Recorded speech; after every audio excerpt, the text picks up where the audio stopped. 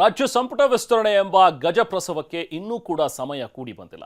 ಬಹು ನಿರೀಕ್ಷೆಗಳೊಂದಿಗೆ ಬೆಂಗಳೂರಿನಿಂದ ದೆಹಲಿ ವಿಮಾನ ಹತ್ತಿದ್ದ 30ಕ್ಕೂ ಅಧಿಕ ಶಾಸಕರು ತಮ್ಮ ಆಸೆ ಆಕಾಂಕ್ಷೆಗಳನ್ನು ಸದ್ಯಕ್ಕೆ ವೇಟಿಂಗ್ ಲಿಸ್ಟ್ನಲ್ಲಿ ಇಡಬೇಕಿದೆ. ಅಷ್ಟಕ್ಕೂ ದೆಹಲಿಯಲ್ಲಿ ನಡೆದಿದ್ದೇನು? ರಾಜ್ಯ ನಾಯಕರ ಪಟ್ಟಿ ನೋಡಿ ರಾಹುಲ್ ಗಾಂಧಿ ಹೇಳಿದ್ದೇನು? ಹೈಕಮಾಂಡ್ ಎಸೆದ ಆ 60-40 ಬ್ರಹ್ಮಾಸ್ತ್ರ ಯಾವುದು? ಇಲ್ಲಿದು ನೋಡಿ ಕಂಪ್ಲೀಟ್ ರಿಪೋರ್ಟ್.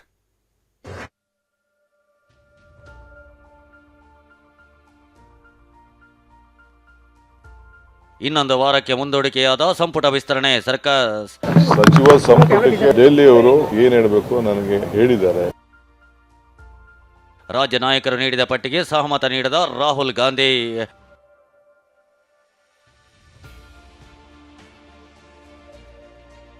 ಹೈಕಮಾಂಡ್ನಿಂದ ಸಿದ್ಧವಾಯಿತು 60-40 ಫಾರ್ಮುಲಾ. ಏನದು? ಹೊಸಬ್ರಿಗೆ ಕೊಡಬೇಕಂತ ಒಂದು ಆಸೆ ಇದೆ ಅವರಿಗೆ. ನನ್ನ ಮೇಲೆ ಒಂದು ನಂಬಿಕೆ ಇಡಿ. ಹೊಸಬ್ರು ಕೆಪಾಸಿಟಿ ಇದ್ರೆ ಪಾರ್ಟಿಗೆ ಅಸೆಟ್ ಆಗ್ತಾರೆ. ಇನ್ನೇನೋ ಹಾಗೆ ಹೋಯ್ತು ಎಂಬಂತೆ ಕಂಡ ಸಂಪುಟ ವಿಸ್ತರಣೆ ವಿಚಾರ ಮತ್ತೆ ನೆನೆಗುದಿಗೆ ಬಿದ್ದಿದೆ. ಅಂದರೆ ಇನ್ನೊಂದು ವಾರಗಳ ಕಾಲ ಮುಂದೂಡಿಕೆ ಆಗಿದೆ. ನಿನ್ನೆ ರಾಹುಲ್ ಗಾಂಧಿ ಜೊತೆಗಿನ ಹೈ ಪ್ರೊಫೈಲ್ ಮೀಟಿಂಗ್ ಬಳಿಕ ಸಂಪುಟ ವಿಸ್ತರಣೆ ಇನ್ನೊಂದು ವಾರ ಪೋಸ್ಟ್ಪೋನ್ ಆಗಿದೆ. ಎಲ್ಲವೂ ಅಂದುಕೊಂಡಂತೆ ಆಗಿದ್ರೆ ರಾಹುಲ್ ಗಾಂಧಿ ಜೊತೆಗಿನ ರಾಜ್ಯ ನಾಯಕರ ಸಭೆಯಲ್ಲಿ ಹೊಸ ಸಚಿವರ ಪಟ್ಟಿ ಫೈನಲ್ ಆಗಬೇಕಿತ್ತು. ಆದರೆ ರಾಜ್ಯ ನಾಯಕರು ನೀಡಿರುವ ಪಟ್ಟಿಗೆ ರಾಹುಲ್ ಗಾಂಧಿ ಸಹಮತ ವ್ಯಕ್ತಪಡಿಸಿಲ್ಲ. We will rework on this ಅಂತ ಹೇಳಿದ್ದಾರೆ.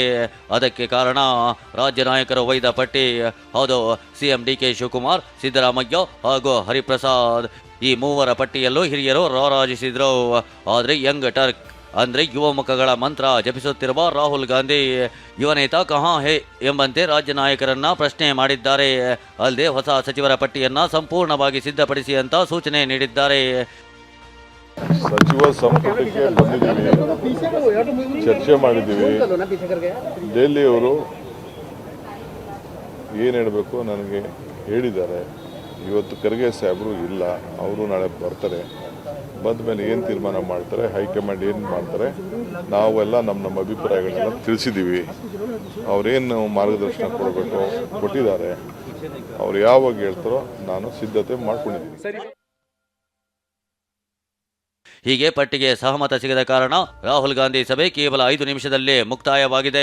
ಇದಾದ ಬಳಿಕ ನಿನ್ನೆ ಸಂಜೆ 7:30ಕ್ಕೆ ಕಾಂಗ್ರೆಸ್ ಸಂಘಟನಾ ಕಾರ್ಯದರ್ಶಿ ಕೆಸಿ ವೇಣುಗೋಪಾಲ್ ನಿವಾಸದಲ್ಲಿ ಇನ್ನೊಂದು ಸುತ್ತು ಸಭೆ ನಡೆಯಿತು. ಮೊದಲಿಗೆ ಸಿದ್ದರಾಮಯ್ಯ ಹಾಗೂ ಡಿ ಕೆ ಶಿವಕುಮಾರ್ ಜೊತೆ ಪ್ರತ್ಯೇಕವಾಗಿ ಕೆಸಿ ವೇಣುಗೋಪಾಲ್ ಮಾತುಕತೆ ಮಾಡಿದ್ರು. ಬಳಿಕ ಕೆಪಿಸಿಸಿ ಅಧ್ಯಕ್ಷ ಹರಿಪ್ರಸಾದ್ ಜೊತೆ ಸಿಎಂ ಡಿಕೆ ಹಾಗೂ ಮಾಜಿ ಸಿಎಂ ಸಿದ್ದರಾಮಯ್ಯ ಜೊತೆಯೂ ಸಾಮೂಹಿಕ ಮಾತುಕತೆ ನಡೆಸಿದ್ರು. ಈ ಸಭೆಯಲ್ಲಿ ಹೊಸ ಸಚಿವ ಸಂಪುಟ ಹೇಗಿರಬೇಕು ಅನ್ನೋ ಬಗ್ಗೆ ವಿವರವಾಗಿ ಚರ್ಚೆ ಮಾಡಲಾಯಿತು. ಮೊದಲ ಪಟ್ಟಿಯಲ್ಲಿ ಕೆಲ ಹಿರಿಯರಿಗೆ ಲಾಸ್ಟ್ ಚಾನ್ಸ್ ನೀಡಲಾಗಿದ್ರೆ ಈಗಿನ ವಿಸ್ತರಣೆಯಲ್ಲಿ ಹೊಸಬರಿಗೆ ಫಸ್ಟ್ ಚಾನ್ಸ್ ನೀಡೋ ಬಗ್ಗೆ ನಿರ್ಧರಿಸಲಾಗಿದೆ. ಸಂಪುಟ ವಿಸ್ತರಣೆಯ ಮಾನದಂಡವನ್ನ ಕೆಸಿ ವೇಣುಗೋಪಾಲ್ ನಿವಾಸದಲ್ಲಿ ಚರ್ಚಿಸಲಾಗಿದ್ದು, 60% ಸ್ಥಾನವನ್ನ ಹೊಸಬರಿಗೆ ನೀಡಲು ನಿರ್ಧರಿಸಲಾಗಿದೆ. ಬಾಕಿ ಇರುವ 40% ಸ್ಥಾನದಲ್ಲಿ ಹಿಂದಿನ ಸಚಿವರೇ ರಿಪೀಟ್ ಆಗೋ ಸಾಧ್ಯತೆ ಇದೆ. ಹೀಗಾಗಿ 20 ಮಂದಿ ಸಚಿವರಾದರೆ 12 ಮಂದಿ ಹೊಸ ಮುಖಗಳಿಗೆ ಅವಕಾಶ ಸಿಗೋ ಸಾಧ್ಯತೆ ಹೆಚ್ಚಿದೆ. ಆದರೆ ಸಿದ್ದರಾಮಯ್ಯ ಕ್ಯಾಬಿನೆಟ್ನಲ್ಲಿದ್ದ ಯಾವ 12 ಮಂದಿ ಸಚಿವರು ಈ ಬಾರಿ ಅವಕಾಶ ವಂಚಿತರಾಗ್ತಾರೆ ಅನ್ನೋದೇ ದೊಡ್ಡ ಪ್ರಶ್ನೆಯಾಗಿದೆ. ನಿನ್ನೆ ಕೆಸಿ ವೇಣುಗೋಪಾಲ್ ನಿವಾಸದಲ್ಲಿ ನಡೆದ ಸಭೆಯಲ್ಲಿ ರೆಡಿಯಾದ ಮಾನದಂಡಗಳನ್ನ TV9 ಎಕ್ಸ್ಕ್ಲೂಸಿವ್ ಆಗಿ ನಿಮ್ಮ ಮುಂದೆ ಇಡ್ತಾ ಇದೆ.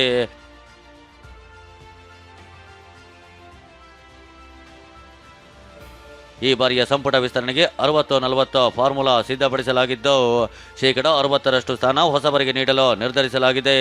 ಮುಂದಿನ ವಿಧಾನಸಭಾ ಚುನಾವಣೆಗೆ ಅನುಕೂಲವಾಗುವ ದೃಷ್ಟಿಯಿಂದ ಸಂಪುಟ ರಚನೆ ಮಾಡಲಾಗ್ತಿದ್ದು, ಕನಿಷ್ಠ ಮುಂದಿನ 20 ವರ್ಷ ರಾಜಕಾರಣ ಮಾಡಬಲ್ಲ ಸಮರ್ಥರಿಗೆ ಮಣೆ ಹಾಕುವ ಮೂಲಕ ಹೊಸ ನಾಯಕತ್ವ ಬೆಳೆಸಲು ಹೈಕಮಾಂಡ್ ಪ್ಲಾನ್ ಮಾಡಿದೆ.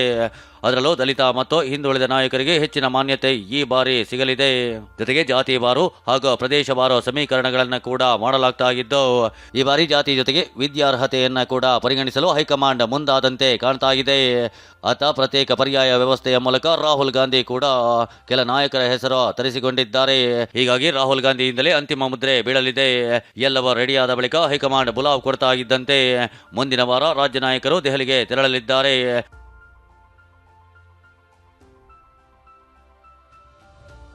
ಇನ್ನು TV9 ಬಿತ್ತರಿಸಿರುವ 60-40 ಮಾಡೆಲ್ ಬಗ್ಗೆ ಪ್ರತಿಕ್ರಿಯೆ ಕೊಟ್ಟಿರುವ ಹಾಲಿ ಸಚಿವ ಸತೀಶ್ ಜಾರಕಿಹೊಳಿ, ಹೊಸಬರಿಗೆ ಅವಕಾಶ ಕೊಟ್ಟರೆ ಒಳ್ಳೆಯದೇ ಆಗಲಿದೆ, ಇದರಿಂದ ಪಕ್ಷಕ್ಕೆ ಒಳಿತಾಗಲಿದ್ದು ಭವಿಷ್ಯದ ನಾಯಕರು ಹುಟ್ಟಲಿದ್ದಾರೆ ಎಂದಿದ್ದಾರೆ. ಅವ್ರದ್ದು ಇದೆ, ಹೊಸಬ್ರಿಗೆ ಕೊಡಬೇಕಂತ ಒಂದು ಆಸೆ ಇದೆ ಅವರಿಗೆ. ಕೊಡೋದ್ರಿಂದ ಒಳ್ಳೇದು, ಯಾಕಂದ್ರೆ ಹೊಸ ಲೀಡರ್ಶಿಪ್ ಬರ್ತೈತೆ, ಸೊ ಪಾರ್ಟಿಗೆ ಅಸೆಟ್ ಆಗ್ತಾರೆ. ಹೊಸಬ್ರು ಕೆಪಾಸಿಟಿ ಇದ್ರೆ ಅಂತನೂ ಇಂಡಕ್ಟ್ ಮಾಡಬೇಕು. ರಾಜ್ಯದ ಸಚಿವ ಸಂಪುಟವನ್ನ ಕೇವಲ ಸರ್ಕಾರಿ ಯಂತ್ರವಾಗಷ್ಟೇ ನೋಡದೆ ಮುಂದಿನ ವಿಧಾನಸಭಾ ಚುನಾವಣೆಯ ಗೆಲುವಿಗೆ ಅಸ್ತ್ರವಾಗಿ ಬಳಸಲು ಹೈಕಮಾಂಡ್ ಚಿಂತನೆ ಮಾಡಿದೆ. ಪ್ರಸನ್ನ ಜೊತೆ ಪ್ರಮೋದ್, ಟಿವಿ9 ಬೆಂಗಳೂರು.